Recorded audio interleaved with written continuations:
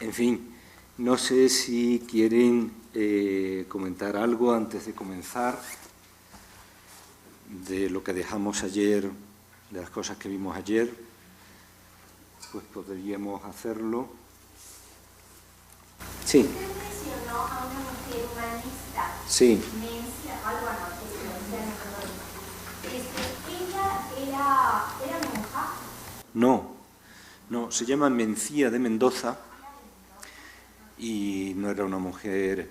Me parece que estuvo casada 2 veces, no lo recuerdo bien, y se distingue principalmente, tiene algunas cosas escritas en latín, que se conservan, pequeños poemas, cosas así, y se distingue principalmente por haber sido, como era una mujer culta que apreciaba este tipo de cosas, se convirtió en una auténtica mecenas, ¿no? Y hubo escritores y humanistas que acudieron a ella pues para que le facilitase su trabajo, ¿no? Y estuvo en relación con Juan Luis Vives, y coincidieron. Juan Luis Vives se marchó de España para estudiar en París y luego se marchó a Brujas, porque había muchos valencianos, comerciantes, que vivían allí. Brujas era un centro comercial en Europa muy importante. Por ejemplo, hoy día hablamos de las bolsas económicas, ¿no? Y eso proviene de la ciudad de Brujas. En la ciudad de Brujas había un comercio tan fuerte de toda Europa. Los tratos y los comercios se hacían en una plaza de las principales de la ciudad, donde estaba el palacio de los Van der Beutze. Van der Beutze es un apellido que significa de la bolsa. Entonces, esa familia noble de la bolsa dio nombre a la plaza y a partir del uso que se hizo de esa plaza, pues se ha extendido. Hay muchas plazas en la actual Bélgica y en Holanda que se llaman plazas de la bolsa, y se ha extendido ya para el uso que nosotros conocemos, ¿no? Bien, ¿alguna cosa más? Vamos a ver. Habíamos dejado el tema ayer en la introducción general. Bueno, recordarán que habíamos hecho algunas precisiones terminológicas sobre estos términos que se usan, y habíamos también hecho diversas visiones de cómo se puede organizar el humanismo en España desde un punto de vista cronológico. Siento que algunas diapositivas no se ven especialmente bien. Cuando yo las preparé no caí en la cuenta del contraste de los colores y esto. En realidad, aunque vimos varias ideas sobre la cronología del humanismo español, yo creo que hay unas pautas claras que sí son objetivas y que todo el mundo reconoce, que es pues que hay un primer momento de inicio del humanismo, que es esa época de los profesores que viajan a Italia, que vuelven, que escriben libros para difundir la lengua latina y el humanismo. Luego hay un segundo momento como de esplendor erasmista, de influencia de Horacio en lo literario y de Erasmo en lo ideológico, que dura los años 20-30, y luego hay una tercera generación que está caracterizada por el desarrollo y la conclusión del Concilio de Trento. El Concilio de Trento acaba en 1563. El tema religioso está muy vivo.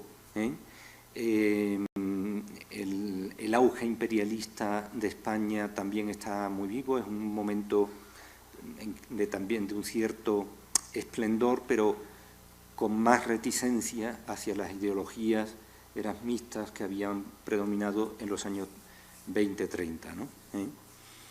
Y luego hay una tercera etapa que está protagonizada en torno al desastre de la Armada Invencible, donde ya pues decae ese ímpetu de la literatura neolatina, se empieza a escribir y a publicar más en lengua vernácula, y ya en el siglo XVII pues prácticamente gana la partida la publicación en lengua vernácula. Eso fue lo que vimos el otro día y nos centramos en algunos puntos geográficos de la península ibérica que estuvieron más presentes en el humanismo, ¿no? Bien por tener universidades, por tener cerca editoriales o centros para viajar cerca de la costa. Y una última cosa que a mí me gustaría decir con respecto a la caracterización genérica del humanismo es que debemos hacernos cargo de la situación religiosa en la que estaba Europa cuando entre el siglo XIV y el siglo XV. Es decir, que si uno se remonta al siglo XIV, hay que saber lo que ocurrió en 1309. Hay una elección. Ocurre que Roma es una ciudad que después de la caída del Imperio Romano, pues entra en un periodo de decadencia. Tiene momentos mejores y peores, pero entra en un periodo de decadencia, y la autoridad que toma un poco el prestigio, que toma las formas de los antiguos emperadores de Roma, es el Papa que está en Roma.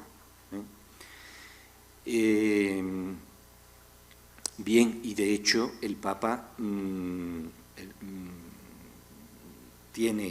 es también un señor terrenal, digamos, que tiene unos estados, los estados pontificios, que teóricamente le habrían sido legados al Papa por el emperador Constantino, la llamada donación de Constantino, que existía un documento legal por el cual el emperador Constantino hacía cesión de una serie de estados, ¿no?, al Papa. Cuando llegó el humanismo, una de las cosas que ocurrió fue que Piccolomini, uno de los primeros humanistas, estudió ese documento y se dio cuenta de que no podía ser, por las características del latín en el que estaba redactado ese documento, no podía ser de época de Constantino. Entonces, fue un gran golpe de impresión, ¿no?, porque ese documento sobre el que se basaba el poder temporal del Papa sobre los estados pontificios, pues resultó ser falso. En un principio, la Santa Sede no echó cuenta de ese estudio, pero cada vez más estudiosos veían claramente que eso era así y llegó a reconocerse. Es decir, que la Santa Sede reconoció que el documento era falso, que era una falsificación, pero de todas maneras mantuvo que existió esa donación y que en cualquier manera esos estados pontificios tenían derecho a existir y a continuar, y han existido hasta el siglo XX, como saben, ¿no? Sí. Perdón, Lorenzo Valla.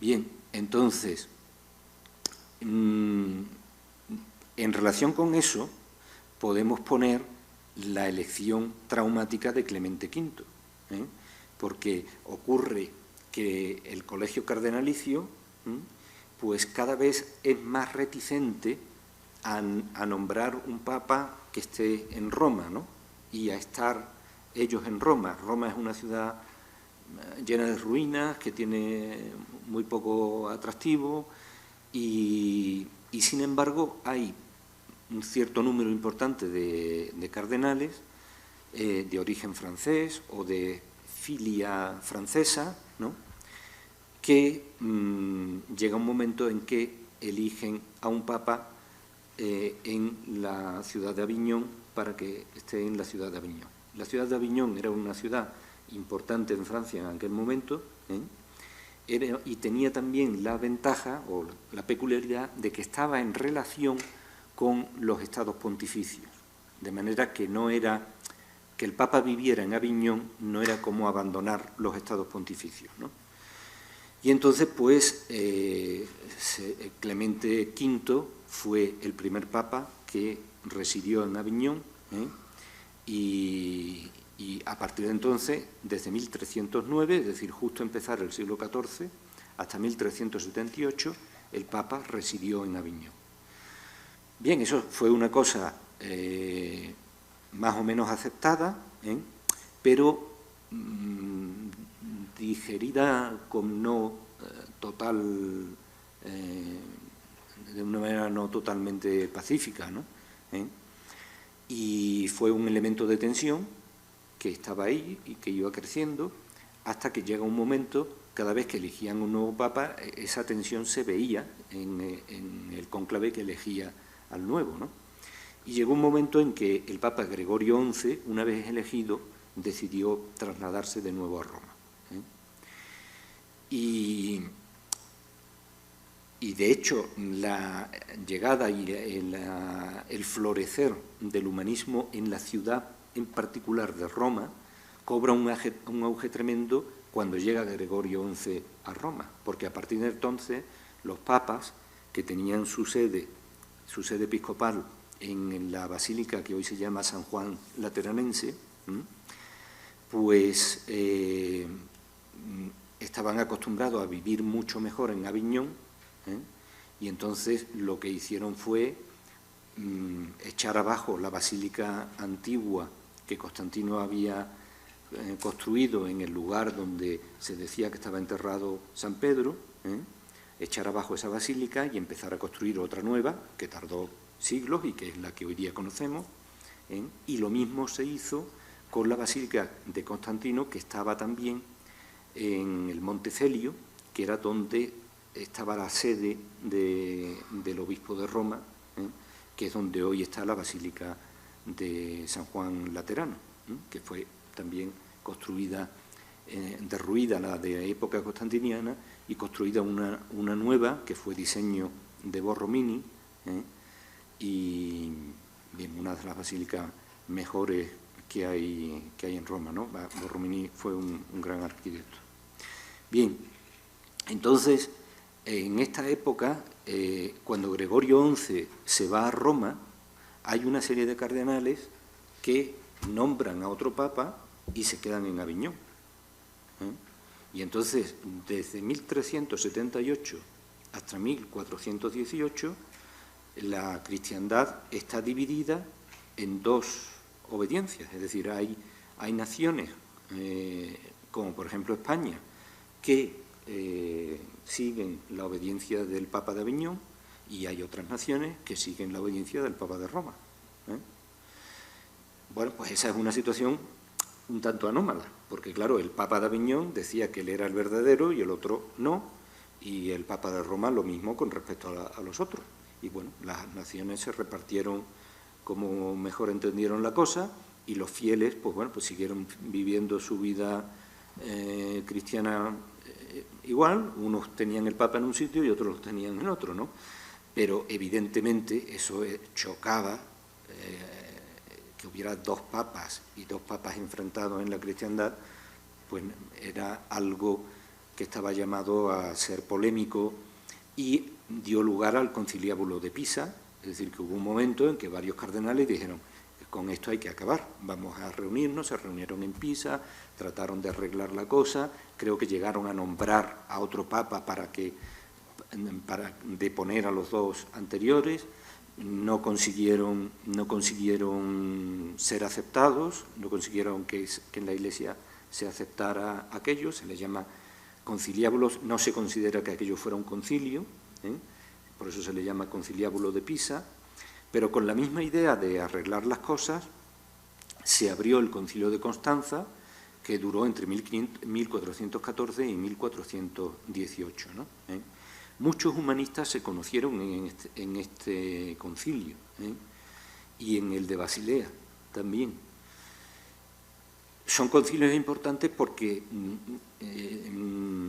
se permitieron para que se dieran a conocer unos humanistas y otros, pero también es importante tenerlos en cuenta para que comprendamos que cuando entramos en el siglo XVI traemos una experiencia anterior durante el siglo XIV y el siglo XV de un fuerte conciliarismo, es decir, se han celebrado muchos concilios uno detrás de otro, ¿eh? Entonces está muy en duda si tiene más autoridad lo que diga el concilio o lo que diga el Papa,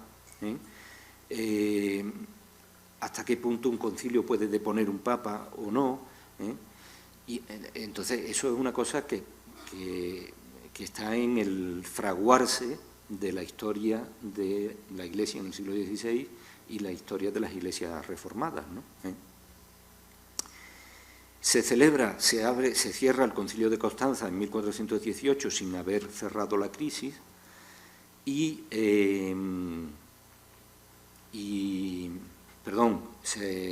se acaba en 1418, se acaba con esa crisis.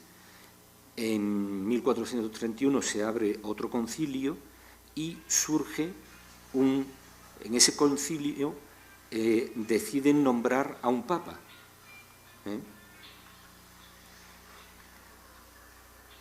que es el Papa Félix V. No sé si es el que está llamando ahora.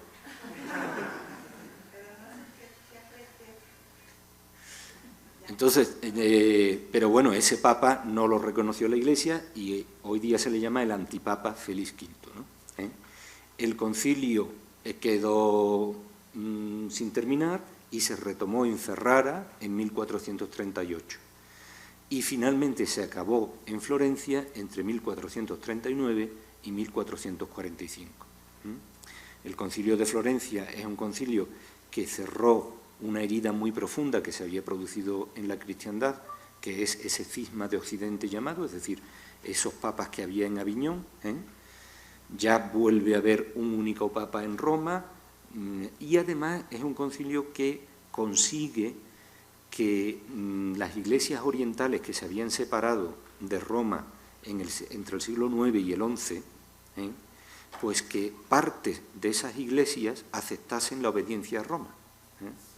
Y de hecho hoy día existe la iglesia armenia, por ejemplo, que no sigue la obediencia del Papa de Roma, pero tiene una parte, hay una parte de armenios que tienen sus mismos ritos y sus mismas obediencias, hay un código de iglesias orientales por el que se rigen estas iglesias, y estos armenios sí aceptan la obediencia de Roma, ¿no? Y lo mismo que ha pasado con la iglesia armenia, pues ha pasado con la iglesia de los sirios y con la iglesia melquita. En este concilio es donde parte de esas iglesias vuelven a unirse a Roma, y son las iglesias orientales que hoy día existen, que siguen la sede de Roma, para los que existe el canon del derecho canónico oriental y que tienen pues sus ritos propios, ¿no?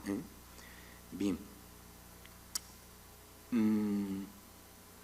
Con esto no digo más en cuanto a caracterización del humanismo en términos generales, y sí quería tocar las características lingüísticas que tiene el latín que usaron estos autores. Es decir, ¿por qué se puede decir que el latín humanístico sea un latín distinto del latín que escribieron los autores de la antigüedad? Pues no, realmente no se puede decir que sea distinto, ¿no? Es más, el ideal de los humanistas es volver a escribir con la misma pureza del léxico, con la misma finura de sintaxis que hicieron los antiguos, ¿no? Y como en esta fecha redescubren algunos autores como Cicerón o como Quintiliano o como otros autores, ¿no? Como algunas obras de Horacio, pues se vuelcan en imitar ese latín antiguo. De todas maneras,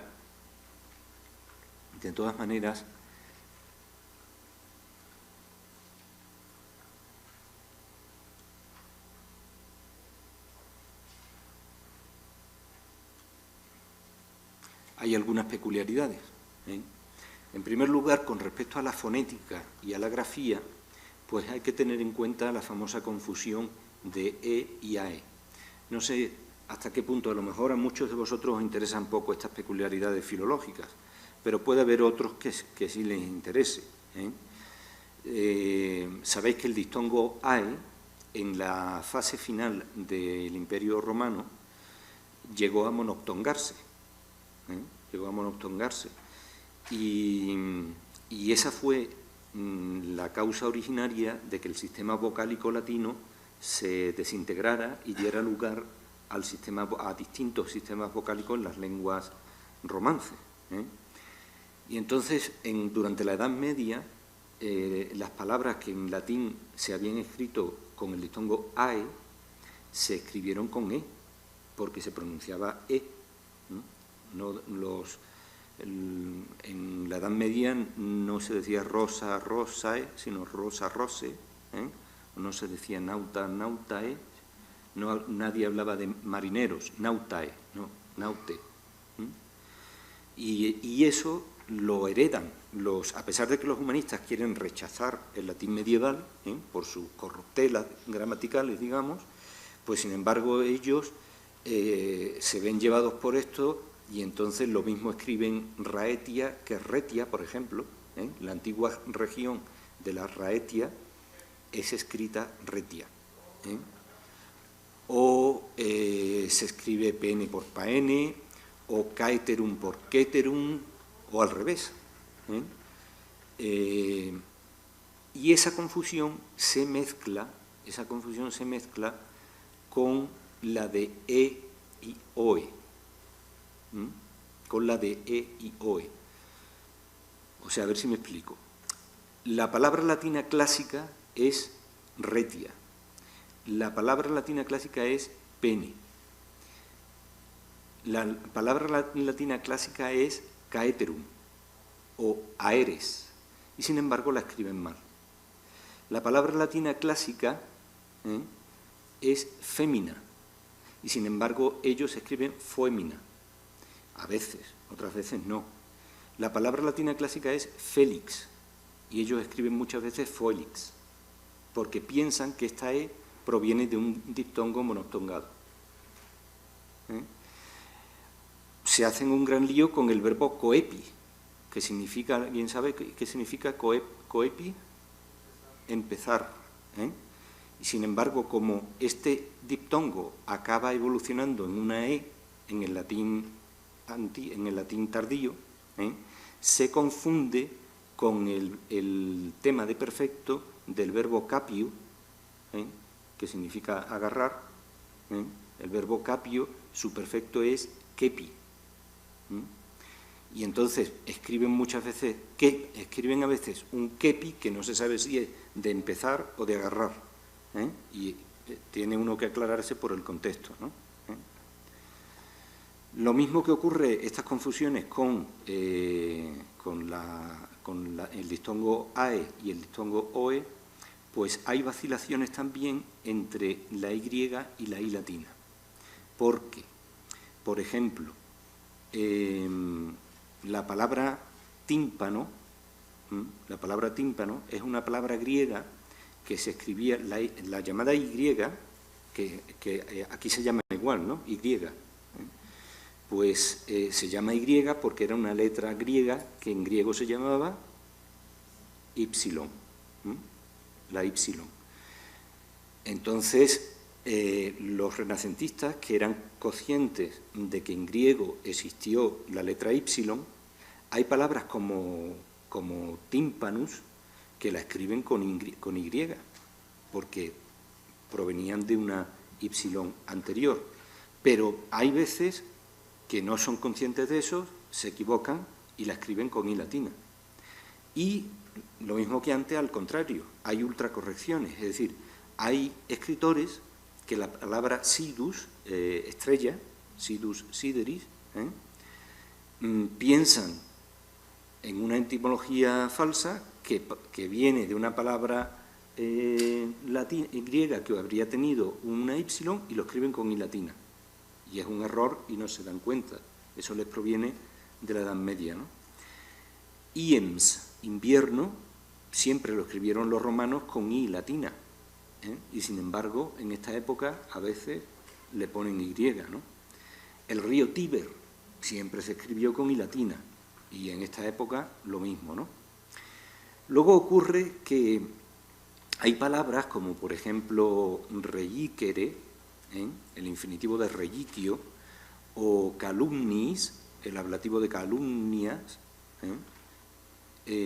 donde coinciden dos sonidos vocálicos, y uno de ellos es cuasi consonántico. Uno de ellos es cuasi consonántico.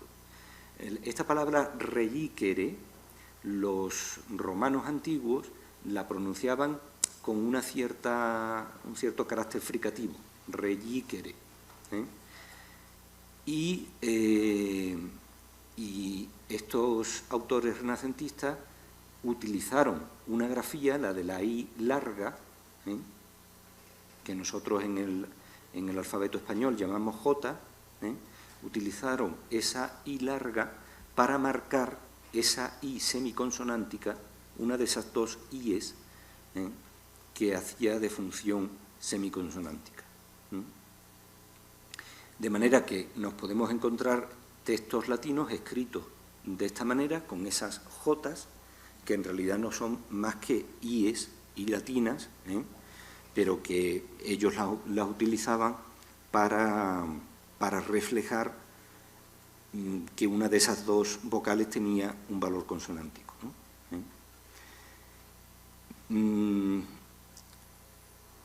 Esa I larga, que nosotros llamamos J, fue utilizada también para escribir la mayúscula. Es decir, que la I latina se escribía como I latina, Jacere, por ejemplo, pero sin embargo para escribir el nombre de Jacobus, pues escribían una I larga. Bien, lo mismo pasa con la U y la V. Ustedes saben que la U y la V en el latín que hablaron los romanos eran una única letra. La U se utilizaba para la escritura minúscula y la V para la escritura mayúscula, pero eran una misma letra. Ocurría lo mismo que la I. Tanto la U como la I eran vocales que estaban entre la noción de vocal y la noción de consonante. No sé si me explico en esto que digo. Por ejemplo, la palabra video, que tienen ahí escrita, el verbo ver, video. Este verbo, video, los romanos pronunciaban la U del principio como una vocal, pronunciaban video. Eso lo sabemos por algunas indicaciones gramaticales que hemos conservado, incluso algunas anécdotas curiosas. Por ejemplo, aquella anécdota de cuando, no recuerdo qué general romano decide ir a la guerra y pasa por un puesto donde venden higos muy famosos eran los higos de Cáuneas. Y entonces él oye al vendedor de higos diciendo Cáuneas, Cáuneas, ficus Cáuneas, habría que entender, ¿no? Higos de Cáuneas. Y él entiende, caue ne eas, no vayas a la batalla. Entonces lo entendió como un oráculo, y no fue a la batalla. La confusión fue posible porque en el periodo clásico del latín esas vocales, la U y la I, eran plenamente vocales, y por lo tanto se pronunciaban así. Lo que ocurre es que conforme va avanzando el latín, lógicamente una palabra como video, que tendría, con la pronunciación clásica, tendría 1, 2, 3 y 4 sílabas, tiene sus dos primeras sílabas, son dos vocales, video. Pues fue ocurriendo que para formar una sílaba una de las dos vocales tomó carácter consonante. Las vocales se distinguen de las consonantes, lo habréis estudiado en fonética o lo estudiaréis, pues porque las vocales se emiten haciendo sonar solamente las cuerdas vocales. Las cuerdas, las membranas que cierran el conducto de la tráquea hacia la faringe y la laringe, pues al hacerla sonar, dependiendo de la posición que tenga la lengua en la boca, producimos una vocal u otra, y por eso se llaman vocales. Mientras que las consonantes se llaman consonantes porque nosotros producimos un sonido, pero a la misma vez que son sonantes, hace falta una consonancia, hace falta que los órganos articulatorios participen cerrando los dientes o dando los dientes contra la lengua o dando la lengua contra el paladar. Entonces va ocurriendo que la U, que era propiamente una vocal en la época clásica, va ocurriendo que se va haciendo cada vez más, se va pareciendo a una cierta fricación, ¿no? V, una V. Empiezan a decir video, y de ahí ocurre pues que acaben teniendo una pronunciación consonántica, y que en esta época del siglo XVI hay un francés que es Pierre de la Ramée, o Pietrus Ramus, que empieza a escribir, empieza a utilizar las V minúsculas para escribir esas consonantes que antiguamente habían sido vocales, pero que ya se pronunciaban como consonantes. Por eso, durante muchos siglos se ha escrito las U consonánticas, se han escrito en latín con V, y ustedes habrán visto escrito video con V, ¿no? Y pronuncio así para recalcarlo, ¿no? Video. Sin embargo, últimamente los latinistas tienden a hacer una escritura del latín que se llama restituida, rechazan la I larga, que es también aceptación de Pietrus Ramus, rechazan el utilizar la I larga y utilizan siempre U o utilizan siempre I, tengan valor vocal o consonántico. ¿Me explico en esto?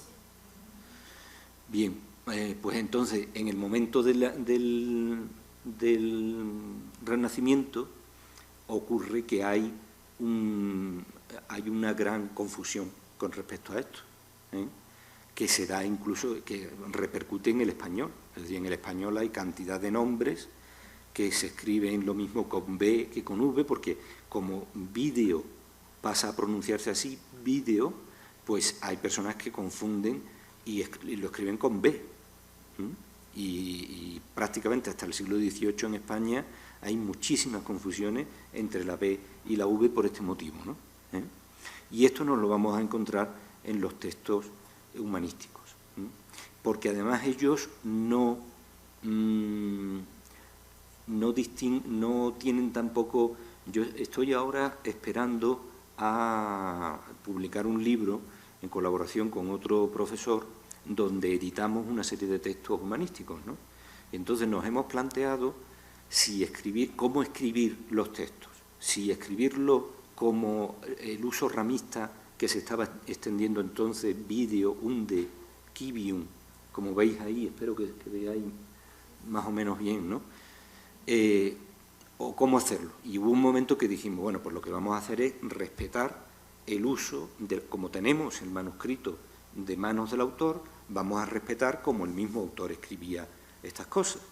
Bueno, pues empezamos a hacer cálculos y nos dimos cuenta que es que el mismo autor no lo tenía claro. Es decir, que unas veces escribía la misma palabra con V y otras veces con U, y a ellos no les importaba, O sea, no eran ni faltas ortográficas ni nada, no estaba establecido eso y variaba. La O y la U alternan en palabras como epístola por epístola o atulesquens por atolesquens, y en el terreno del consonantismo pues nos encontramos con otras peculiaridades. Por ejemplo, en el terreno de las guturales Hay, vamos a decir, fallos también como calendae. La palabra calendae, los romanos siempre la escribieron con la K, la letra K, porque en el latín arcaico, la gutural sorda se escribía con una K, y hubo una evolución y una redistribución de grafías guturales y apareció, ellos en un principio solo tenían la K y la C, y en una evolución posterior apareció la G, como grafía para la gutural sonora, ¿no? Y entonces, bueno, pues sin embargo los humanistas pues muchas veces la escriben con C, o al contrario, la palabra caritas, bueno, la palabra caritas la escriben con CH porque tiene relación con la palabra charis, griega, que empieza con una J. Si habéis estudiado algo de latín, sabéis que la J es una letra fricativa en griego, y entonces los romanos, cuando se encontraron con esa letra, cuando el griego llega al sur de la península itálica y se encuentran con esa pronunciación, ellos introducen esa pronunciación en su lengua, pero no tienen una representación gráfica para ese sonido. Y entonces lo que hacen es utilizar la C, que es, ellos se daban cuenta que era un sonido gutural, y le ponen detrás la H, que en el periodo arcaico latino era una aspiración. Por lo tanto, la C con la aspiración detrás les equivalía a la letra J. Por eso hay tantas palabras en el latín eclesiástico que empiezan por CH o que usan la CH. Por ejemplo, Christus, ¿no? Lo habréis visto escrito con CH porque es la misma letra griega, o Caritas. Sin embargo, los humanistas utilizan esto ya también para palabras como, por ejemplo, carus, querido, que no proviene de una J griega, ¿no? Bien, y lo mismo que esto, pues se escriben algunas palabras, como por ejemplo Aguilan, como apellido, como nombre propio, pues lo escriben así, cuando nunca existió en latín esa forma de escribir la palabra, ¿no? O concutiens, que en el latín muy temprano ya dejó de escribirse con Q, pues los renacentistas volvieron a escribirlo con Q, que era la forma más arcaica. Bien, hay diversas variedades. No escriben Hungaria, por ejemplo, la tierra de Hungría, pues no la escriben con H. Cuando quieren escribir Pacheco, que es un apellido español muy típico, pues lo escriben así, con CH muchas veces, cuando en principio la CH debería reflejar una J griega, ¿no?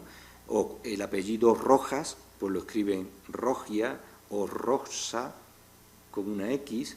En aquella época, en español, la X se pronunciaba así. Había una pronunciación, las fricativas, fijo, la palabra hijo o la palabra fijo se pronunciaban muy parecidas. Una se escribía con J y otra con X. Y eso afecta al latín renacentista por una cuestión astrática, es decir, que los que están escribiendo en latín tienen a su lado una lengua que hace determinados fenómenos y entonces esos fenómenos de la lengua que tienen al lado impactan en ellos, ¿no? Se dan palatalizaciones. En el latín tardío, las consonantes que llevan detrás una vocal E o una vocal I, saben que las vocales son guturales, la U o la O son palatales, la E y la I, precisamente por eso, por la forma en que la lengua se pone al pronunciarlas, ¿no? Bueno, pues como la lengua se pone más cerca del paladar al pronunciar la E y la I, las consonantes que venían delante de la E y de la I tienden fácilmente a tomar una pronunciación palatal. Y entonces, una palabra como agnitio, conocimiento, por ejemplo, ¿no? Pues empieza a pronunciarse agnitio, esa T empieza a ser cada vez más débil, más fricativa, y acaba pronunciándose agnitio. Y eso se genera, y eso no sabemos muy bien cuándo se da, cuándo los latinos ya pronunciaban de esa manera, porque como nosotros lo que conservamos son obras literarias de tono alto, donde los escritores procuraban escribir como habían escrito los clásicos del siglo I a.C., ¿no? Pues no sabemos cuándo empezaron a pronunciarse así, pero puede que fuera muy pronto, Yo recuerdo que me llamó la atención, yo he leído teorías en un sentido y en otra. Cuando vi la película aquella famosa de La Pasión, ¿recordáis? Una película de Scorsese, ¿de quién? De Mel Gibson. La película esta, recordaréis que se filmó en lengua original, es decir, que hablaban en arameo, y algunas veces hablaban en griego y otras veces en latín. Y a mí me llamó la atención cómo el latín que le pusieron a los romanos era un latín de este tipo, era un latín muy tardío. Es decir, que Poncio Pilato pronunciaba así, ¿no? Captatio, César, no Caesar. Los romanos de época clásica debieron pronunciar Caesar. En época tardía, el diptongo había monotongado, la C se había palatalizado y pronunciaban César. Y por eso hoy día, en el italiano de hoy día hay tantos sonidos así. Cesare, convincere, precisamente por eso. Y por eso en el latín medieval hay también muchos sonidos de este estilo que pervivieron en el latín eclesiástico también. Es decir, que si oís alguna vez el latín eclesiástico, que se usa poco, pero es un idioma todavía considerado oficial en la Iglesia, y hay documentos que se escriben en ese, y hay personas dedicadas en el Vaticano a traducir los documentos al latín. Si alguna vez lo oís pronunciar, os daréis cuenta que utilizan una pronunciación que es la del latín tardío y medieval. Bueno, pues por culpa de eso, o por ese motivo, nos vamos a encontrar que muchos renacentistas quieren hablar de una planicie y escriben planicien, y porque había sido pronunciado esto en la Edad Media y hasta sus días como planiciem, en vez de escribir planitiem, que es como lo escribirían los romanos. Quieren decir un aviso y en vez de decir nuntiatum, que es como dirían los romanos, pues escriben nunciatum. En vez de escribir malitia, pues escriben malicia. Y en vez de escribir mencía, pues escriben mencía y le ponen una T por ultracorrección. Es decir, ellos oyen el nombre de Mencía, una española llamada Mencía, y dicen, pero los romanos habrían escrito con T. Y es el fenómeno de la ultracorrección. Bien, hay muchas asimilaciones. Solemnis, que debía escribirse con una nasal bilabial y otra no labial, pues se escribe con dos Ns. Quambis pasa a escribirse unas veces con M y otras con N. Lo mismo ocurre con dum taxat, que debía escribirse con M y se escribe con N. Submittere, que son asimilaciones que ya se habían hecho en el latín antiguo, ¿no? La palabra originalmente era submittere, de donde viene sumisión, mittere por debajo, ¿no? Submittere. Y ya en el latín antiguo esa B se asimiló y se pronunció submittere, y esto se generaliza en el latín humanístico. Hay síncopas, es decir, hay palabras que pierden una sílaba porque conviene para la métrica o por lo que sea. El nombre de Ferdinandus pasa a ser Fernandus, y es lo que hace que en español pues exista el nombre de Fernando, y la asimilación de la R con la N es lo que hace que en italiano el mismo nombre sea Ferrante. Se confunden las letras geminadas, por ejemplo, la palabra letra en latín, litera, que también significa carta, en plural, usada en plural, se escribía con una geminada, con 2 T's, y se distinguía en la pronunciación como lo distinguen hoy día los italianos. Y sin embargo, los humanistas generalizaron esta palabra con una T, mientras que litus, litoral, que tenía una sola T, ellos con mucha frecuencia la escriben con 2. Quatuor tenía 2 T's, ellos usan una.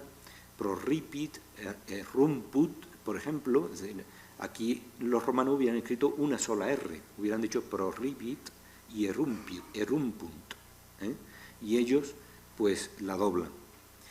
Y lo mismo ocurre con la X y la S se acaban asimilando y quedando en una sola X, o se duplica la L de Emilia. Luego el latín eclesiástico, el latín humanístico tiene también algunas abreviaturas que proceden del latín medieval, no porque el latín medieval en realidad proceden de la época manuscrita, es decir, cuando las obras eran manuscritas se utilizaban cantidad de abreviaturas, porque mientras más abreviaras, más podías copiar. Cuando llegó el momento de la imprenta, eso dificultaba la lectura de muchos documentos. Se fueron evitando esas abreviaturas, pero todavía el latín humanístico usa muchas de esas abreviaturas. Por lo tanto, cuando uno se dedica al latín humanístico, tiene que conocer algunas de esas abreviaturas, ¿no?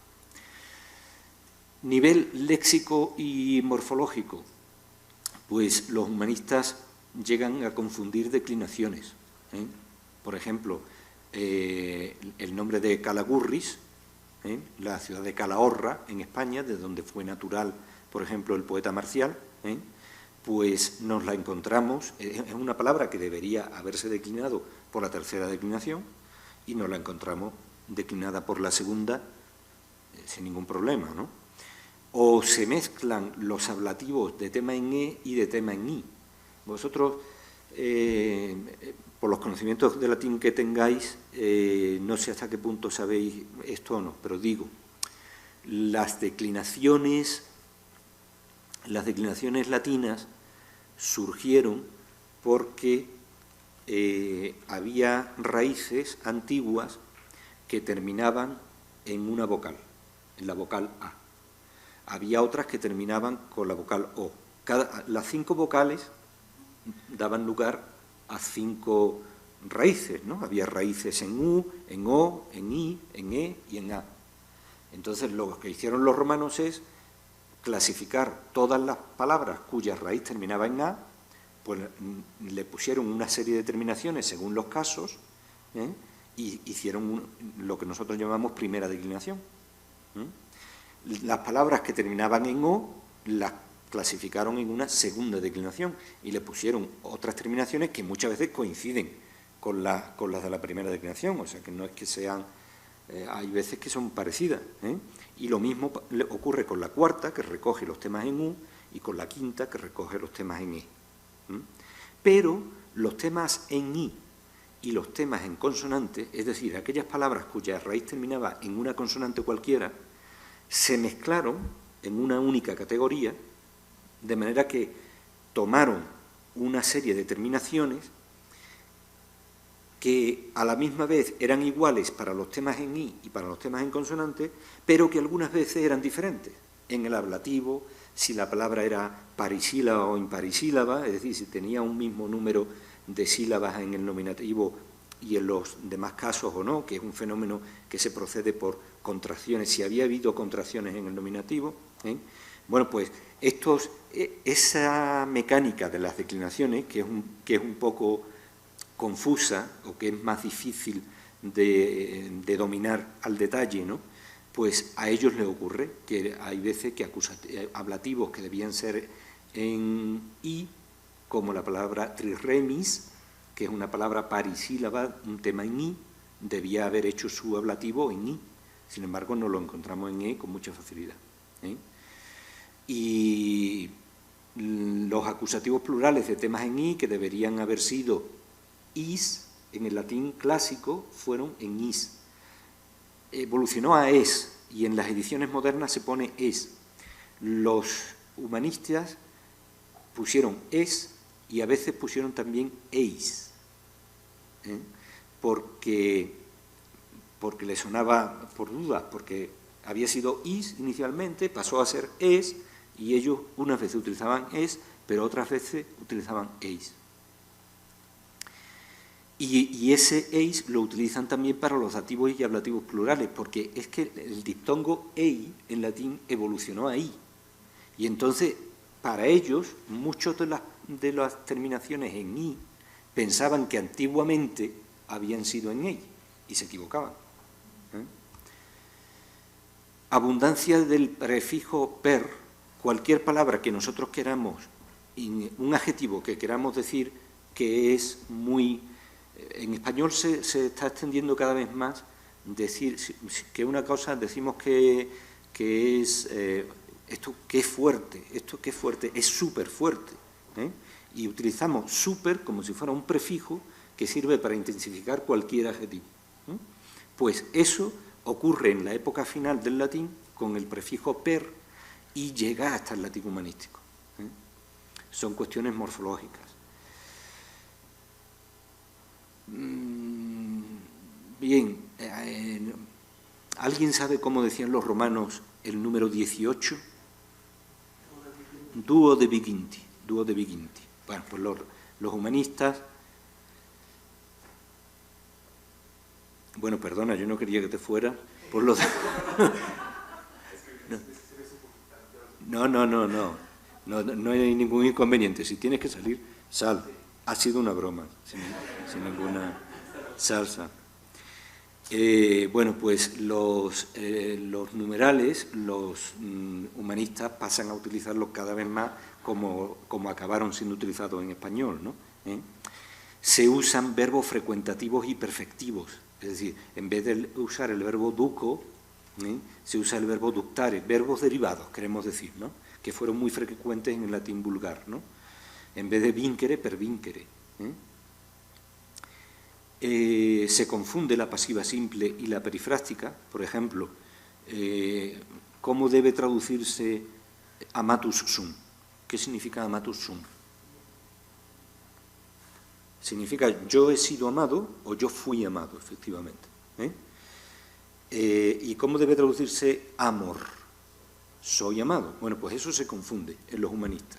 Para decir soy amado, muchas veces dicen amatus sum. Y, sin embargo, dejan amatus fui para fui amado. Bien, arcaísmo...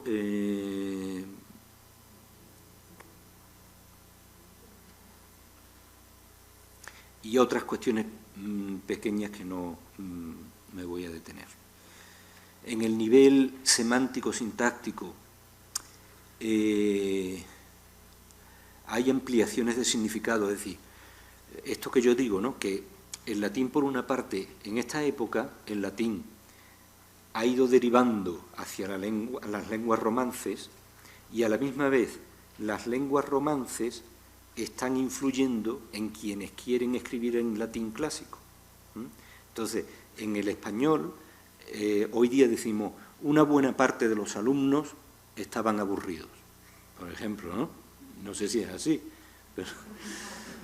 pero si fuera, se puede decir, pues podemos cambiar alguna cosa. Pero esa expresión de en buena parte nace en esta época. En castellano se podía decir esto, ¿no? Una buena parte de los soldados, y entonces los que escribían en latín utilizan bonam partem con ese valor, cuando ese valor nunca fue valor del latín que escribieron los romanos. Pues eso se da en muchos otros casos. Se confunden los pronombres, por ejemplo. El pronombre ille cada vez más se usa como si fuera el pronombre personal él, que es al que da lugar en la lengua romance, en vez de significar aquel, que es lo que significaba para los romanos.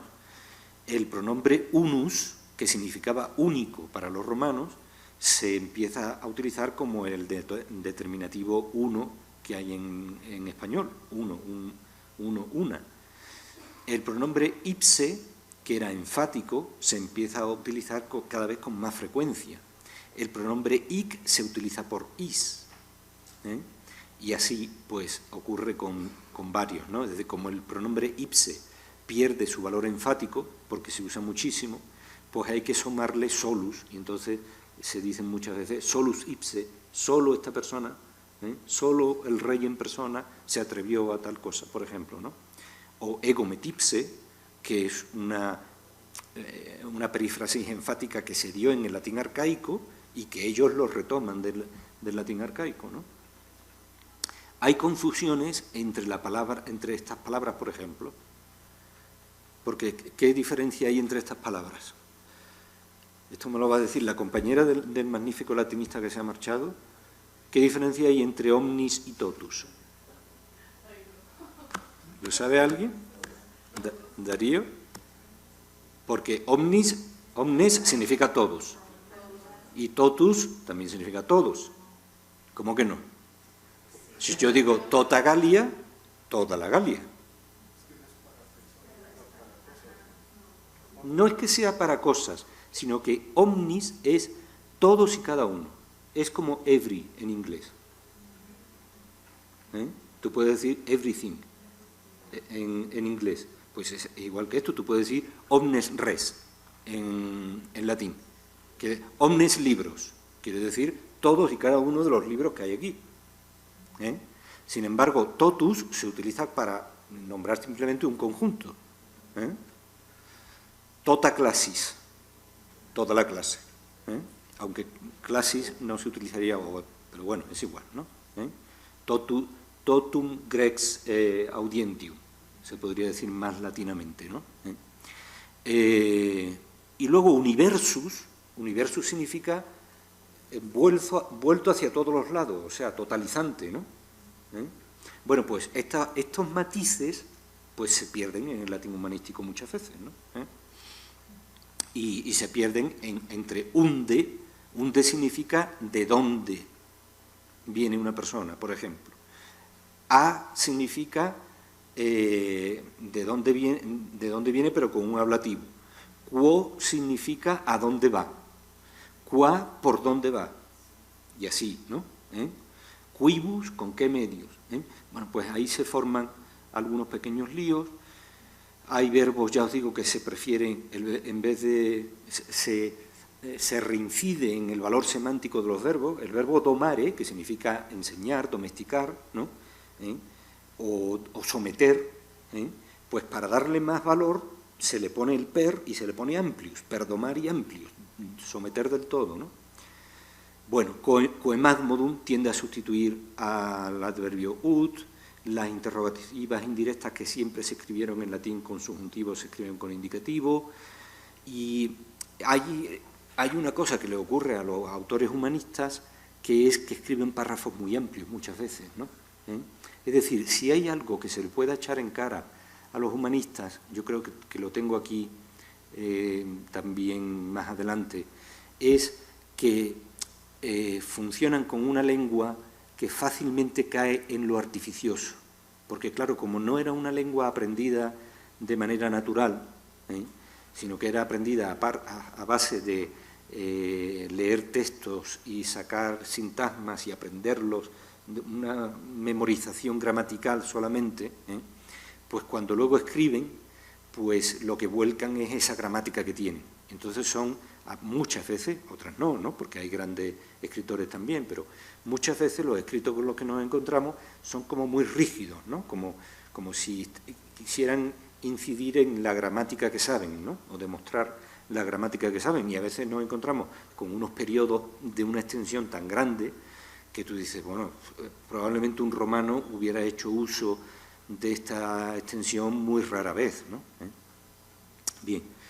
En cuanto a neologismos, en cuanto al terreno del léxico, pues en los humanistas se encuentran con que tienen que utilizar palabras para las que los romanos no tenían ninguna, ¿no? Entonces, celebrar cortes, pues crean una palabra, un sintagma que es concilium indicere, o si queremos pronunciarlo con la pronunciación italiana, concilium indicere. Eso era celebrar cortes. ¿Cómo llamar a los privados del rey? Pues los llamaban regis familiares, en ese sentido amplio que tenía la palabra familia para los latinos, que incluía a los esclavos. El cabildo municipal, pues va a ser el senatus, o la palabra senatus se puede utilizar también para la curia pontificia, que de hecho vestía con colores púrpuras en recuerdo del Senado romano, al que de alguna manera querían imitar, ¿no? Los regidores de las poblaciones, pues se les llama senatores. A los cónclaves se les llama comitia pontificia, como en Roma existieron comitia tributa por tribus, comitia centuriata por centurias, y comitia curiata por curias, pues a esto comitia pontificia. A los comuneros, ¿sabéis quiénes fueron los comuneros en España?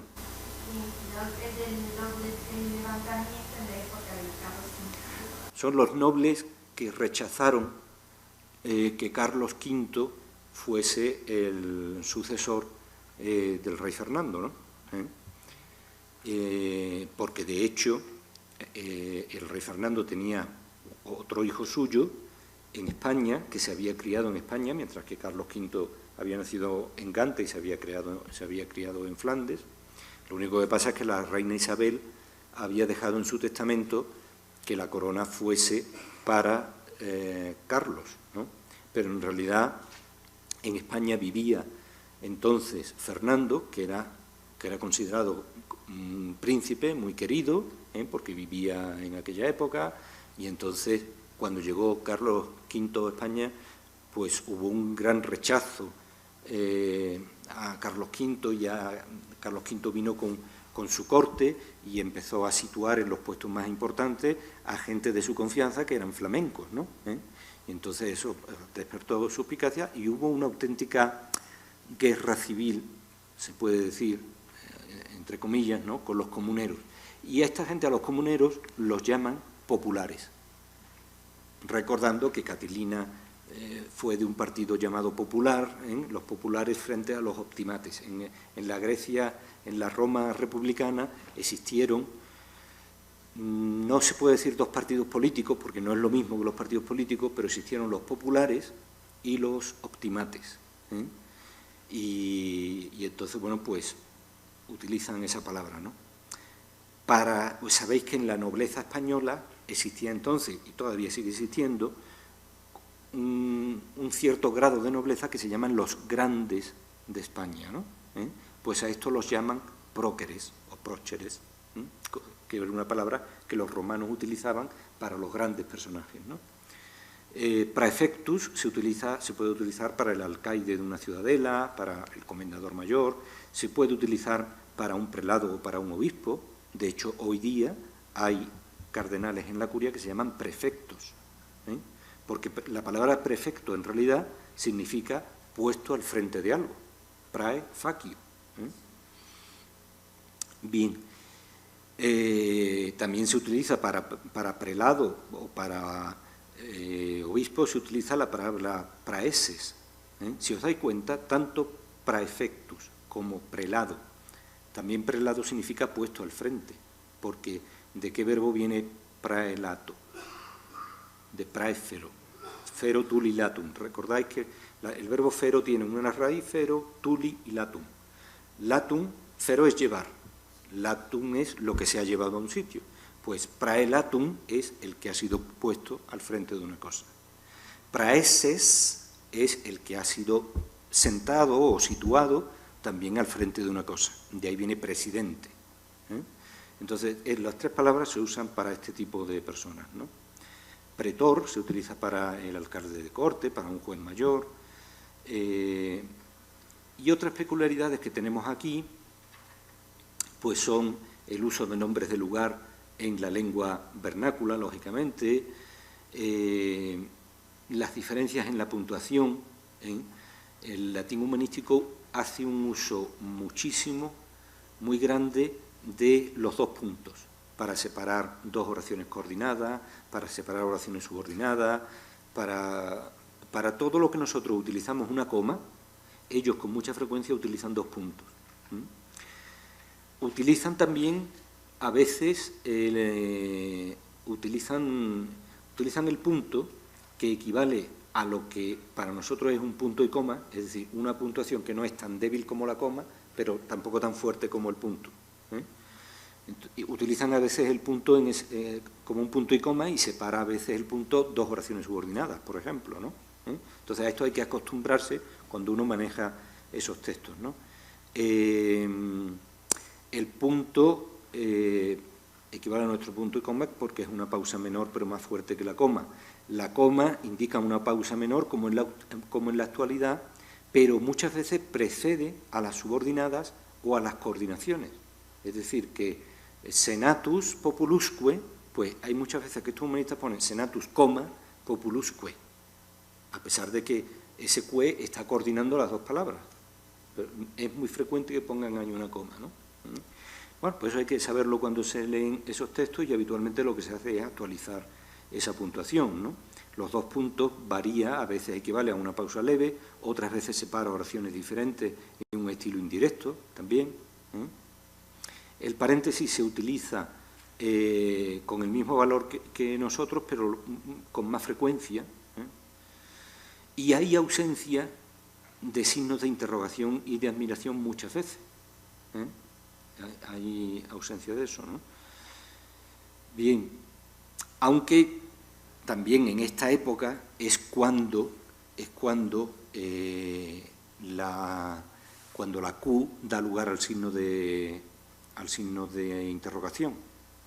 No sé si sabéis que el signo de interrogación proviene de que cuando empezaban una pregunta ponían quaestio, dos puntos, y ahora la pregunta, ¿no? Entonces, en vez de poner quaestio, empezaron a poner una Q. Y esa Q empezó a estilizarse tanto que dio lugar a lo que hoy conocemos como signo de interrogación.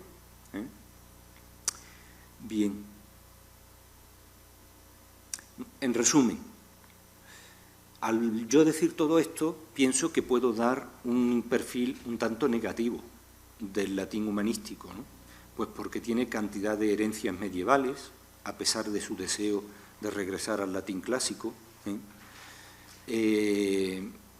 Tiene influencias de las lenguas vernáculas que eran habladas por los autores, es decir, que si el autor es francés, pues es más fácil que use genitivos partitivos que si es un autor español y cosas así, ¿no?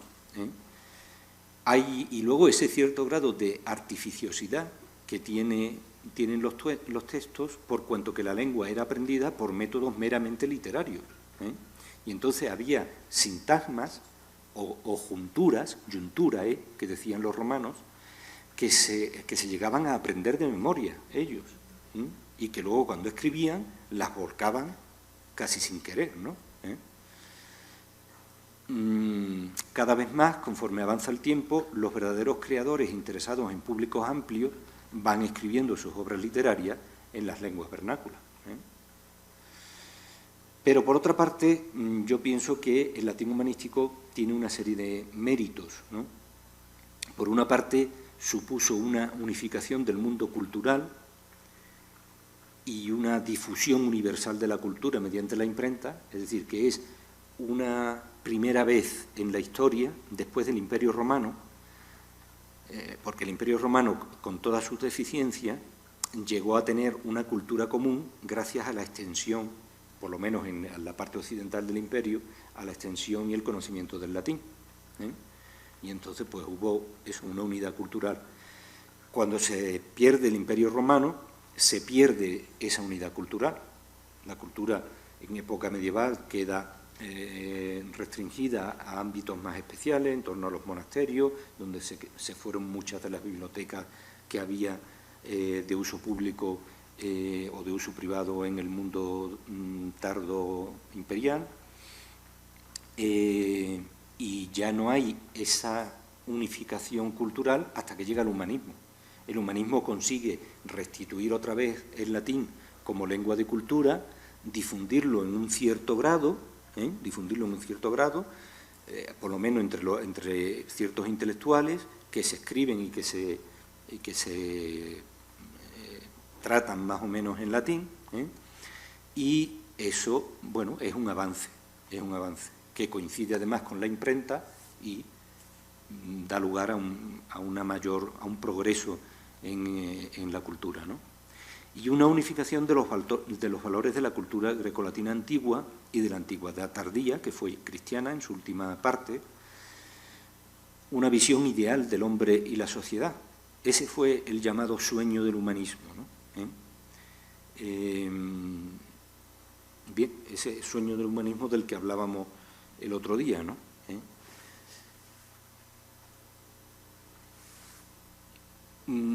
Yo ayer me preguntó alguna compañera vuestra, no recuerdo quién fue quien me preguntó por qué no se hizo realidad el sueño del humanismo, ¿no? Y yo le dije que no le iba a responder en aquel momento porque era para hablar largo y tendido, y que yo ya lo tenía eso pensado, y de hecho lo tengo aquí apuntado, ¿no? ¿Por qué no se llegó a hacer realidad ese sueño? Pero, en fin, lo hablaremos más adelante. Vamos a seguir dejándolo en la incógnita.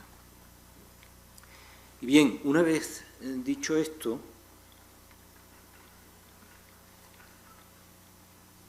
Dios mío, cómo pasa el tiempo, ¿eh? Una vez dicho esto, ¿cómo están de cansados?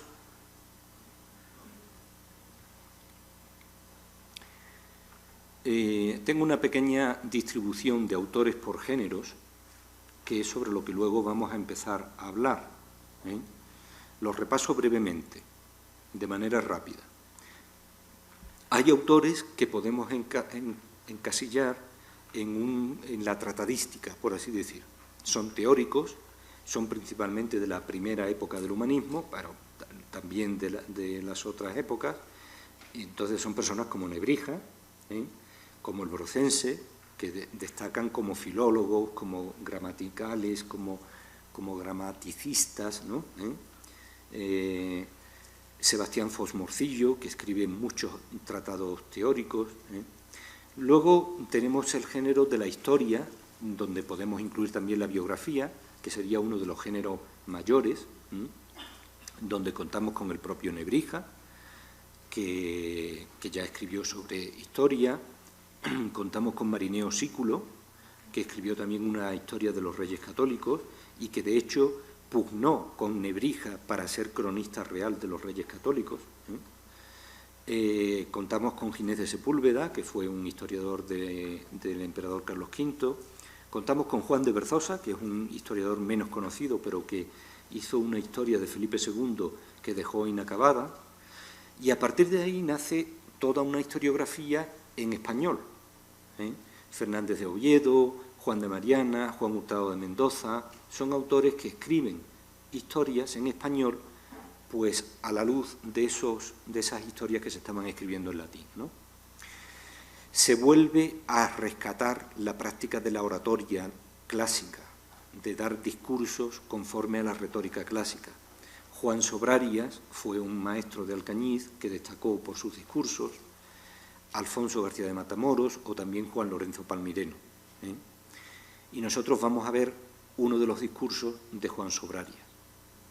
Luego hablaremos de los epistolarios en prosa. Benito Arias Montano escribió muchas cartas que hizo que se conservaran y luego se han podido publicar. Vélez de Guevara es otro autor, Enrique Koch, un flamenco que vivió en España durante toda su vida en la corte y que dejó un epistolario, Juan Páez de Castro, Hernán Núñez, Antonio Agustín, muchos humanistas de estos tuvieron la prudencia. Para ellos escribir cartas era un uso también literario. Entonces escribían una carta y le dejaban una copia, o su secretario hacía una copia y se quedaba archivada, ¿no? Y recibían una carta y se quedaba archivada, ¿no? Y bien, La epístola también se escribe en verso. Juan de Berzosa escribió epístolas en verso, Francisco Pacheco, un sevillano, también escribió epístolas en verso, y eso hace que se escriban muchas epístolas en verso en español. Nace en esta época la epístola llamada Horaciana, que es la epístola en verso. Boscán, Juan de Boscán es uno de los primeros, Hurtado de Mendoza, Garcilaso, Francisco de Aldana, son autores que escriben epístolas en verso. Tenemos también sátiras. Los romanos crearon un género que pensaron que era únicamente un invento de ellos y escribieron sátiras por Ruiz de Villegas, Jaime Juan Falcó, y de ahí que haya también composiciones de Garcilaso que se puedan calificar de sátiras. Son géneros, la sátira, la égloga y la epístola, son géneros que en latín se entremezclan bastante en esta época, es decir, hay epístolas que tienen forma satírica, hay sátiras que son a la misma vez églogas, hay églogas que a la misma vez satirizan a alguien, y eso se refleja en la literatura española. Y volveremos a hablar sobre ese tema. Está la épica, Calvete de Estrella es el autor quizás más llamativo y será el que hablemos nosotros aquí. Y como un modelo tenemos la araucana de... ¿Quién escribió la araucana? Ercilla. ¿Cómo se llamaba Ercilla?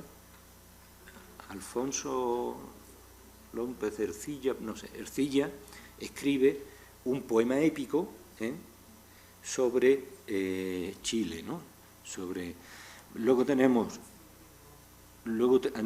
bueno, la poesía lírica, que también se considera un género mayor en la literatura latina, y ahí tenemos a Pedro Núñez Delgado, un sevillano, Arias Montano, y eso repercute en la lírica en español. Es decir, Fray Luis de León es como una calcamonía en muchas cosas de Arias Montano.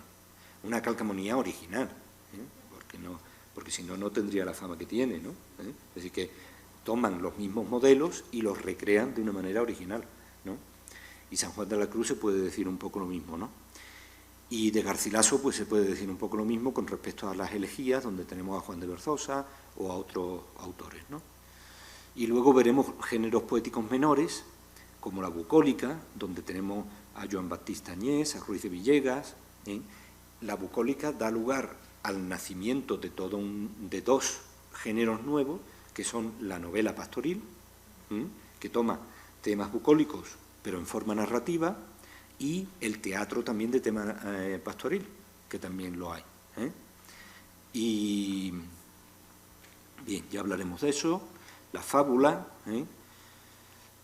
que hay escritores de fábulas que hacen pervivir el género en latín, hasta el punto de que en el siglo XVIII pues tenemos grandes escritores de fábula en español como Iriarte, ¿no?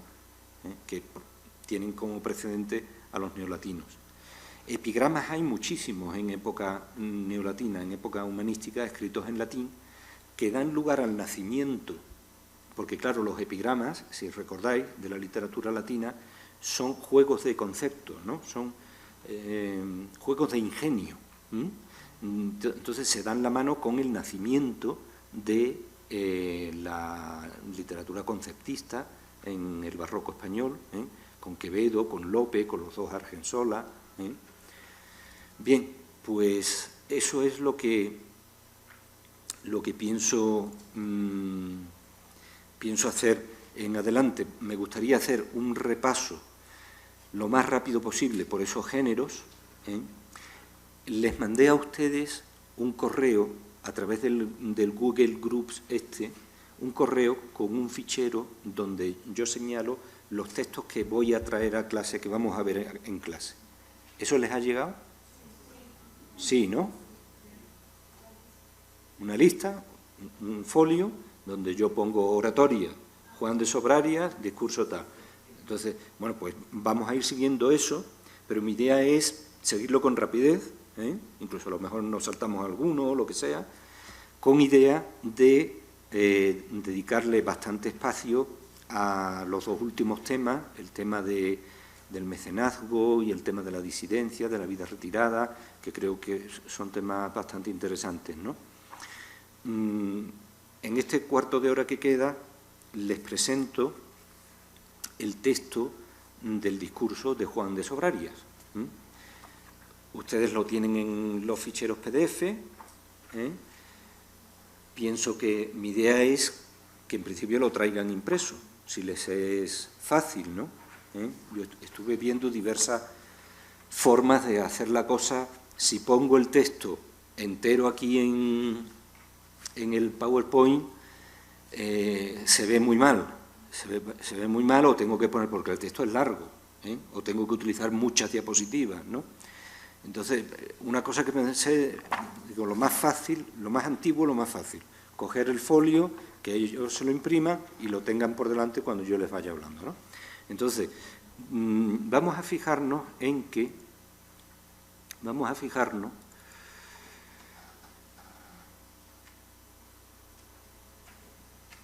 al empezar el humanismo, nos habíamos encontrado con una serie de personas. El humanismo empieza con personas como Rodrigo Sánchez de Arévalo, que es un estudiante de la Universidad de Salamanca, discípulo de Alfonso de Cartagena, que fue obispo de Burgos, y con el que fue al Concilio de Basilea. ¿Os acordáis del Concilio de Basilea? Pues este es Rodrigo Sánchez de Arévalo, conoció el humanismo en el Concilio de Basilea, acompañando al obispo del que era secretario.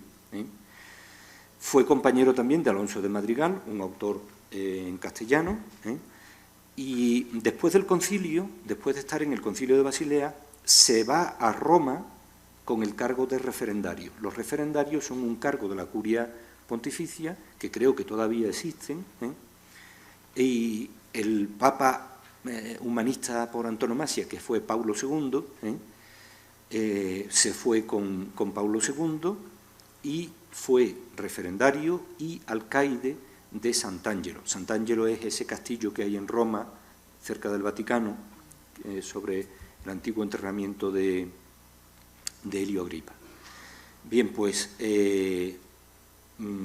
escribe una obra, el Speculum Humanae Vitae, que es un inicio de humanismo, ¿no?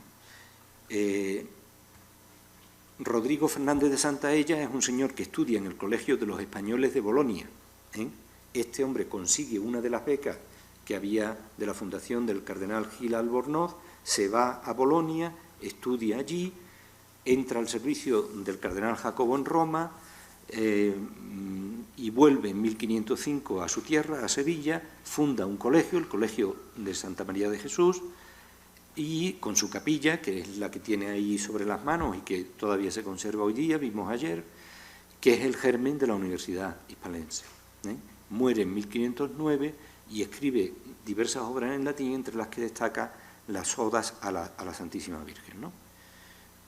Volveremos sobre Santaella porque es muy interesante. Uno de ellos, quizás el principal, es Nebrija. Estudia también en el Colegio de San Clemente de los Españoles en Bolonia, se doctora allí en 1473 y entra a dar clases en la Universidad de Salamanca a la vuelta. Se casa allí en Salamanca y es catedrático de la Universidad de Salamanca después de servir al arzobispo de Sevilla durante un tiempo, ¿no? Sustenta, esto algo que hacen muchas veces los humanistas, sustenta a la misma vez una imprenta en Salamanca, en donde acaban trabajando su hijo y su sobrino, y publica libros tan importantes como las Institutiones Latinas, que es una gramática latina, y da lugar a bastantes discípulos, como Martín Ibarra, que fue un profesor de Barcelona, Fernando de la Pradilla, en Logroño, Pedro de la Mota, en Granada, Pedro Núñez Delgado, en Sevilla, del que hablaremos, y quizás Juan de Quirós también, un autor que enseñó en Sevilla, que probablemente fue natural de la localidad de Rota. Bien, uno de estos, lo mismo que hubo españoles que fueron para allá, tenemos el caso, por ejemplo, de Pedro Mártir de Anglería, que se educa en Roma, y ocurre que en 1487 Íñigo López de Mendoza, un noble español, el conde de Tendilla, hace una embajada ante el Papa Inocencio VIII y entonces conoce a Pedro Mártir de Anglería y se lo lleva como preceptor de sus hijos a España. Y entonces Pedro Mártir de Anglería empieza a hacer carrera de profesor en España, se introduce en la corte de los reyes católicos, que lo hacen canónigo en Granada, escribe estas de Orbe Novo de Cadesotto, de las que hablábamos ayer, ¿no? Y algo así ocurre con Lucio Marineo Sículo, profesor en Palermo, cuando la Universidad de Salamanca decide contratarlo. Es decir, es un profesor tan famoso que Salamanca lo llama para que venga a dar clases, y está dando clases 12 años en Salamanca. Fernando el Católico lo llama a su corte, la corte de Aragón, lo nombra capellán real y cronista. Ya os digo que hubo una disputa entre Nebrija y Lucio Marineo Sículo por ser el cronista de los reyes católicos, y al final lo que hicieron es dejar la parte de la historia de Aragón para Marineo Sículo y la parte de Castilla para Nebrija. Entonces escribe un libro de Rebus Hispaniae Memorabilibus Libri Viginti et Quinque, publicado en Alcalá en 1530, el de Aragonia et Regibus, sobre los reyes de Aragón. Bien, otro autor de este estilo es Hernán Núñez de Toledo, que fue también estudioso, fue miembro del Colegio de San Clemente en Roma, y cuando vuelve, pues sirve en la Casa de los Mendoza. El cardenal Cisneros lo llama a Alcalá para dar clases, para participar en la publicación de la Biblia. Había apoyado a los comuneros y era también erasmista. Y cuando llega el momento, tuvo que emigrar, tuvo que dejar la Universidad de Alcalá y se fue a la de Salamanca, ¿no? Bien. He querido nombrar a toda esta gente pues para que se vea cómo se fraguó la cosa y cómo llegamos a Juan Sobrarias. Juan Sobrarias es uno más. Es un señor que nace en Alcañiz, que es un pueblo de Teruel, como yo os decía ayer. Se va a estudiar a Zaragoza, estudia Medicina y Humanidades, consigue beca para irse a estudiar al Colegio de San Clemente, y cuando vuelve otra vez a Alcañiz, inaugura una especie de un estudio, una especie de institución de enseñanza, para dar los nuevos métodos de enseñanza que él había aprendido en su pueblo. Publica en la editorial que tenía Jorge Cozzi en Zaragoza, publica cantidad de textos latinos clásicos y de época tardía, de temas religiosos, de todos los temas. Escribe un Libellus Carminum de su propia invención, un librito de poemas. Publica Logística Moralia de Verino. Bien, es un autor que cuando llega a Alcañiz quiere poner allí una cosa nueva, ¿no? Entonces pronuncia en un momento dado, pronuncia un discurso ante el concejo, ante el Ayuntamiento de Alcañiz. Tiene que ponerse a bien con el Ayuntamiento de Alcañiz para que el Ayuntamiento de Alcañiz le favorezca en esa empresa que ha iniciado él, ¿no? Entonces yo he cogido ese texto, que lo tienen ahí por delante, y el texto me empieza diciendo así: Instituenti mi viri alcanicenses, municipes mei, inoc splendidissimo florentissimoque gymnasio ante vos verba facere, cum mi multa inmentem inquirissent, primum illud occurrit, quod ad architam Tarentinum Plato reliquit scriptum. Nullos homines sibi solis natos esse, sed eorum ortus partem sibi patriam vindicare, partem parentes, partem amicos. Empieza así el discurso. Yo creo que incluso, aunque lo leamos en latín y no nos enteremos del todo de lo que diga, nos damos cuenta de que esto está escrito casi como si fuera poesía. Es decir, que está perfectamente cuidada la longitud de las frases, la repetición de los sonidos, y lo podemos estudiar un poco si nos... yo he puesto esto aquí en negrita. Verba facere es una expresión propiamente romana. Decir un discurso en latín se decía facere verba, hacer palabras, y él lo utiliza para eso, para demostrar que él viene de Italia y que ha aprendido bien el latín, ¿no? Esto lo que quiere decir es, cuando yo instituenti mi, decidiéndome yo, viri alcanicensis, varones de Alcañiz, municipes mei, con ciudadanos míos en este esplendidísimo y florentísimo gimnasio, en esta institución académica en la que estamos, pensando yo en hacer un discurso ante vosotros, como se me vinieran a la mente muchas cosas, se me ocurrió lo primero aquello que Platón dejó escrito reliquit scriptum ad Architam Tarentini, para Arquitas de Tarento, a saber, 2 puntos, ¿no? Se podría poner. Nulos homines sibi solis natos esse, que ningún hombre ha nacido para sí mismo, sino que han nacido en parte para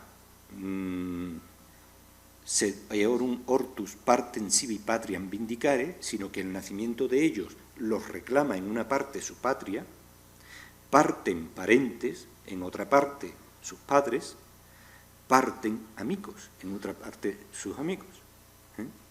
Bien, es una forma de empezar que es la típica captatio benevolentiae, ¿no? Yo voy a empezar un discurso, sé que tengo delante al concejo del ayuntamiento, el concejo ha dejado entrar también a muchos ciudadanos del pueblo y entonces yo digo, lo primero que yo estaba pensando en hacer un discurso delante de ustedes, se me vinieron muchas cosas a la cabeza, lógicamente, pero lo primero que se me ocurrió fue aquello que le dijo Platón a Arquitas, que los hombres no viven para sí mismos, ninguno, sino que todos ellos se deben en parte a la patria en la que han nacido, en parte a los padres que han tenido y en parte a los amigos con los que han vivido. Entonces establece una norma general inicial que rara persona podría ponerse en contra, ¿no? Y que le va a dar lugar para empezar a hablar de lo que él quiere hablar, ¿no?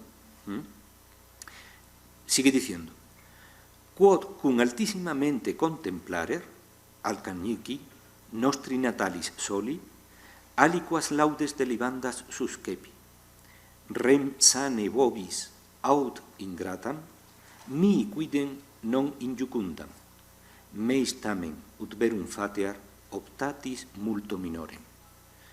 Esto viene a decir, cuando yo estaba pensando altísimamente dice, en lo más profundo de mi mente, el adjetivo altus puede tener en latín ese doble valor, alto de altura o alto de profundidad.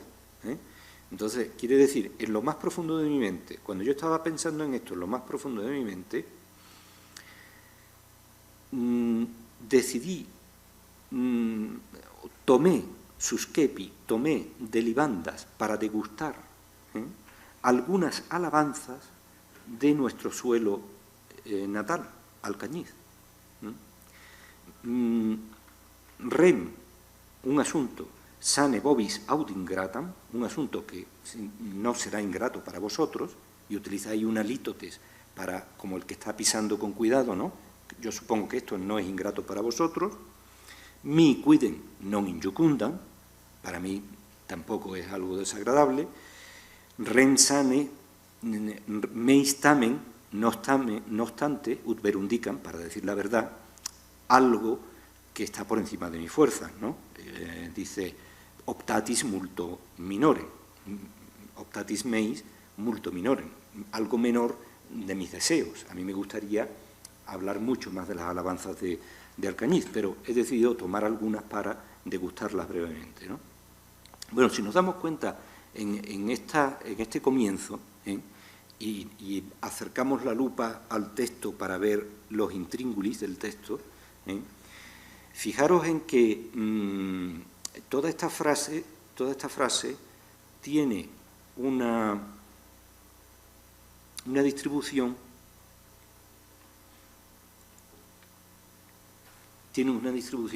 que no sé si habréis oído alguna vez. ¿Habéis oído hablar del estilo periódico?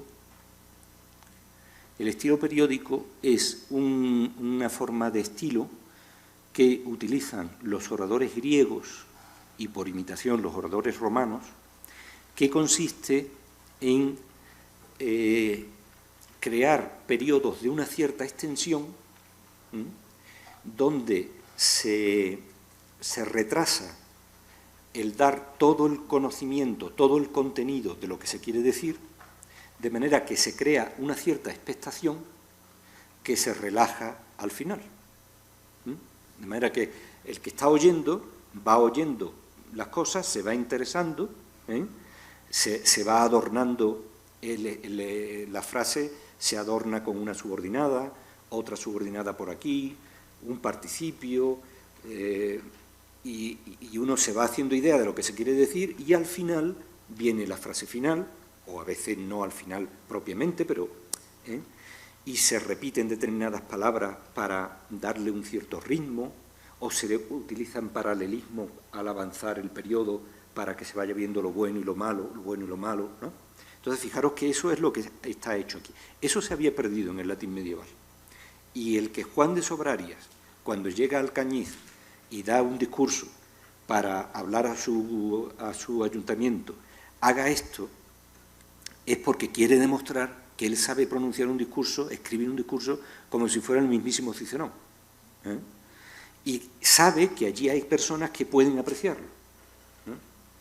Y entonces, bueno, yo os he puesto ahí, como mejor he podido, y creo que no lo veréis bien del todo, cómo esta frase está construida con una oración principal, que es primum mi illud occurrit. Lo primero se me ocurrió aquello, pero esa frase tiene dos oraciones subordinadas, illud quod Plato reliquit scriptum, aquello que Platón dejó escrito a Arquitas, tiene otra, no una oración subordinada, sino una construcción de participio concertado, se llama esto en latín, a mí lo primero que se me ocurrió, instituenti entibus verba facere, cuando yo estaba pensando en hacer un discurso. Por otra parte, de ese participio concertado dependen dos sintagmas que son muy rocambolescos, ¿no? Inoc splendidissimo florentisimoque gymnasio. Es un sintagma muy redondo, y del dicho de Platón depende esa frase, que es una oración de infinitivo, nullos homines sibi solis essenatos, que remata en una gradatio que se llama en tres partes, incidiendo en los sonidos nasales, partem sibi patriam vindicare, partem parentes, partem amicos. Hasta tal punto que ese final, el final de este párrafo donde dice partem parentes, partem amicos, es una sucesión métrica de pies espondeos y troqueos. Es decir, que no sé si vosotros lo conoceréis más o menos, dependiendo, claro, aquí pasa y ocurrirá que nos iremos y yo no les voy a conocer a ustedes bien porque son muchos, ¿no? Pero, y no sé la formación que tienen anterior, ¿no? Pero muchos pueden saber cómo la poesía latina se escribía, el ritmo poético en latín dependía de la sucesión de sílabas largas y breves, de vocales largas y breves, porque los latinos tenían 5 vocales largas y 5 breves. Y esos esquemas de vocales breves y largas se llamaban pies métricos. Bueno, pues en el estilo periódico, una cosa que hacían los autores romanos, principalmente Cicerón, es rematar el estilo periódico, rematar una de estas frases largas que hacían con varios pies métricos. A eso se les llamaban cláusulas métricas. Y aquí tenemos una muestra magnífica de cómo, en una fecha tan temprana como esta, Sobrarias había asimilado perfectamente cómo hacía esto Cicerón. Bueno, pues siento no haber llegado más adelante, pero lo vamos a dejar aquí porque son las 6 y vamos a ser puntuales. Si no para empezar, vamos a hacerlo hoy para terminar y esperemos que mañana también para empezar. Si queréis hablar cualquier cosa, también me podéis decir. Seguiremos mañana por el orden de ese folio que yo os he dado, con los textos. De manera que traer, si os parece, pues traer el de Juan Ginés de Sepúlveda fotocopiado, luego el de Juan Calvete de Estrella, luego los textos líricos, y así seguiremos. ¿Alguna cuestión? ¿Sugerencia? ¿Sí? Tengo una pregunta en todos estos esquemas de géneros que mostraste. Obviamente está el latín, también ponías algunos, digo, toda Mendoza, español, etcétera, pero me preguntaba también con lo que vimos las distintas divisiones del humanismo, ¿qué pasa con Diego de Valdés y el diálogo de la lengua? Obviamente es español, pero nunca se menciona dentro de la tratadística. Yo sé que resultó anebrija, etcétera, y el hermano tuvo problemas con Castiglione. Lo podía haber puesto perfectamente ahí, lo mismo que he puesto bucólicos latinos y luego he puesto algún español o en otros géneros. Cuando he puesto la columna de tratadistas y he puesto a Nebrija, a Borcense, a Fox Morcillo, pues podía haber puesto a los hermanos Valdés, a los dos, porque escriben o tratados o diálogos, pues sí. Y nacen los diálogos de Valdés, el diálogo de la lengua, el diálogo del arcediano, son imitaciones, pero no en el sentido negativo de imitación, porque tienen su originalidad, pero son imitaciones de los diálogos que hace, por ejemplo, Bernardino Gómez Miedes.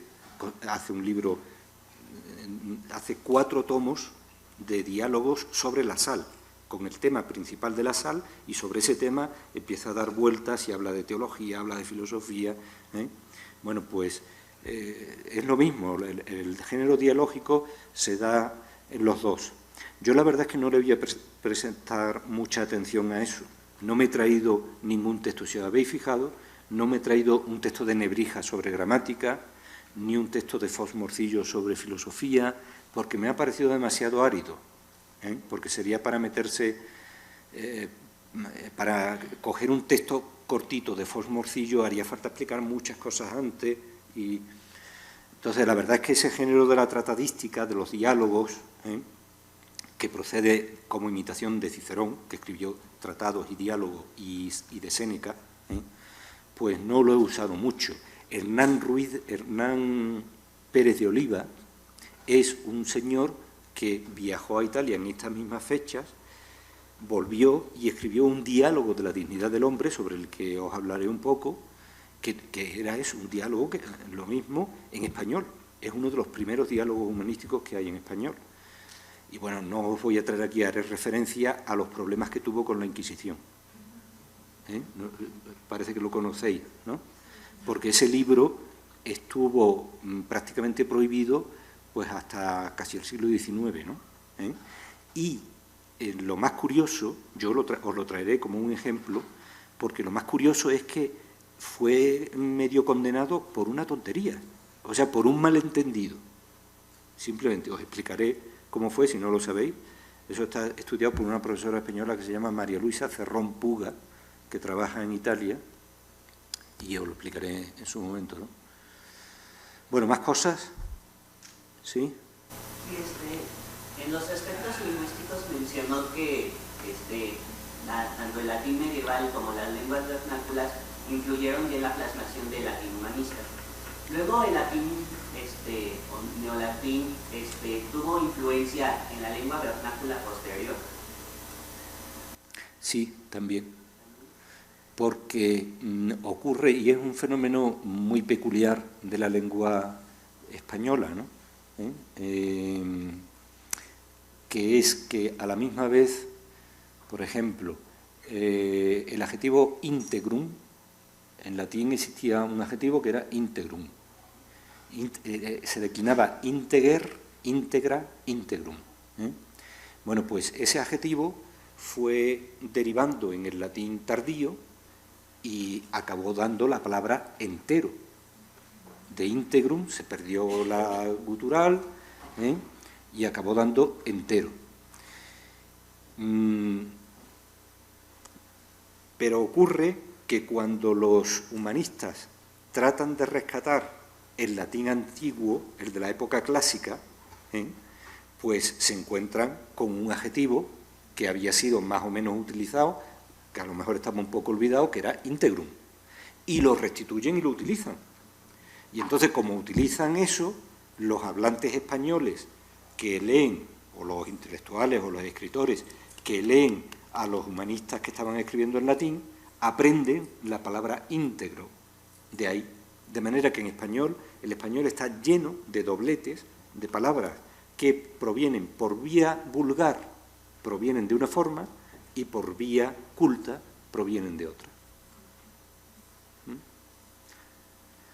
Bueno, ¿algo más? Bueno, pues nos vemos entonces mañana.